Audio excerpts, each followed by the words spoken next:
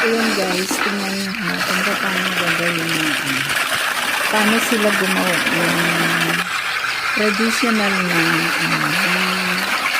apple wine tsaka apple cider. Ay, naminami lang yun, diba? Ayan ha. Ayan. Dinudurog lang nila. Pagkatapos durog, lalagay sa isang barrel. Ayan.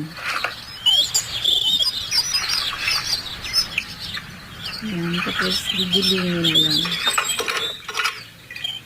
Kumbaga, kakatasin lang nila yun. Gagawin nila. Kakatas lang nila. Ayan, diba? Ang galing ano. Apple cider tsaka apple wine yan.